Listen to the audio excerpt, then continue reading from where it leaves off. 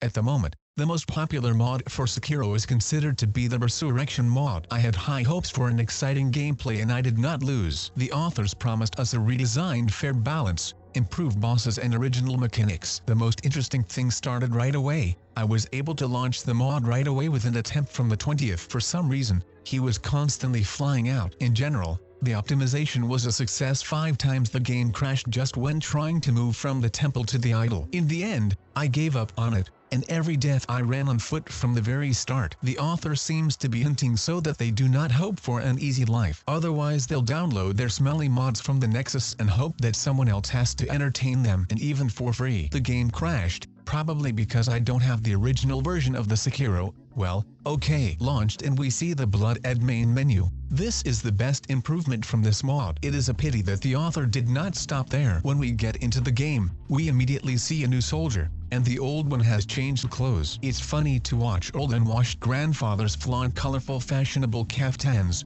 and not in piss-soaked trousers as in the original. You can see that in between fierce battles, the best designers visit, and they drain their salaries on the most branded clothes. Well, duck, the 14th century is in the yard. There is no way without it. A very important improvement. I don't understand how it was possible to play without it. The first thing that surprised me was that the author put a new mini-boss right in the opening scene. When you have nothing on your hands but one flask and a sword, it's the best thing to wave with a crazy brow. To say that he is over and fairly strong is nothing to say. As long as you pick at him for 10 minutes, he will give 2 unblockable blows and that's it. Why is he here first? We need a rhetorical question, and the funniest thing is that some homeless man with a spear is stronger than Gentiro himself, whom he guards. The meeting with whom was very curious. They added some new cutting and unblockable attack to him. Apparently, the author believes that the original Sekiro lacked just that. After all, why parry in a game about parrying? That's right, let us be demolished by indirect blows. That's what I understand balance edits. And how did From Software not think of it themselves? In addition to the increased number of mobs here and there,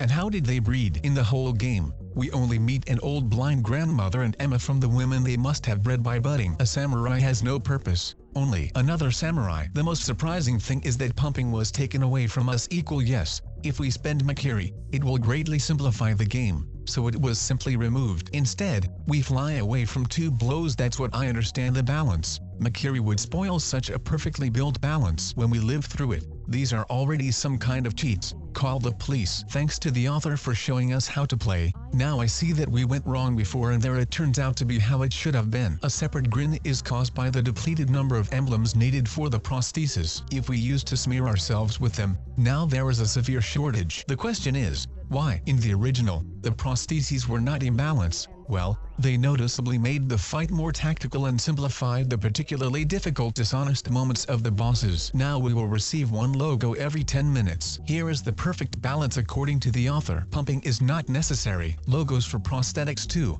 It's all for fools. We have a really redesigned balance and improved gameplay here. I've never understood how you can kill balance and call it the magic word correction. It's like breaking a man's leg and calling it a fix for running. The funny thing is that now, due to the fact that there are more fat mobs and mini-bosses at every turn, the need for a prosthesis and pumping has grown, and instead of strengthening them, they have simply been taken away. We were dishonestly put in a more vulnerable position and our strength was taken away. I wonder why. So that we feel like a flea, not an elite samurai, so to speak. Have you swallowed the life of an ordinary drifter who does not know how to do anything? So there are also new mobs. They turn out to be quite daring. They jump here and there, and they hurt, having more than one special attack. The authors believe that this is exactly what the perfect balance looks like when a pack of homeless people need you with sticks and you can do anything. And it would be nice if you could run through these homeless people and ignore them as in the original. Now this feature has been removed. There is a giant in the stocks, for example, and next to him a pack of homeless people who beat you up with him. Here is a lone samurai and he is guarded by a sniper and a pair of roosters. Honestly, tell me, or my favorite in the old Harada, there's a whole crowd with shields hanging around the judo drunkard,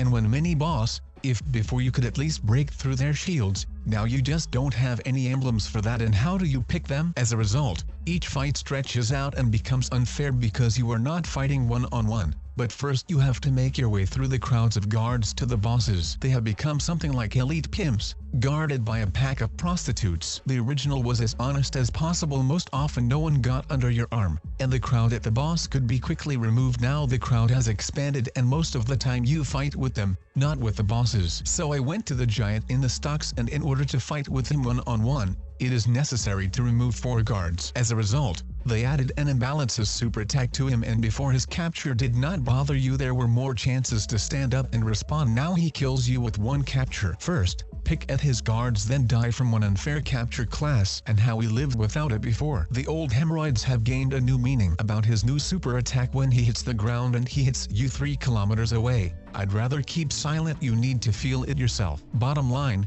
I am very disappointed, friends. I expected to get a new experience and diversify my favorite game. As a result, from a super dynamic adrenaline game, they made a stuffy simulator of patience where you only have to pick opponents in the back and one at a time, because all the possibilities are selected and there are no more options to win. It is impossible to get out of this capture, and to be honest, I didn't really want to. What could be better when you are kicked by a crowd and it is simply impossible to fight it off? Just run away. You will not fight on equal terms. It would be fine if just with mobs duck to a sausage party. All sorts of mini bosses are constantly trying to stick their heads in and are ready to run straight from neighboring locations. They don't care at all. If you don't see where the samurai is running, everything is fine. He's running after me, right from the first location. I remember those glorious days when you could throw Robert's firecrackers and score a crowd at once. Happy memories. A run-in with a mini-boss right away and his big guard turns into a simulator of a crowded minibus where you have no power, you pray just to survive. And who might like it? I admit that there are 0.5% of masochists who will squeal with delight and drool. Don't feed such people with bread. Let them humiliate themselves in a computer game.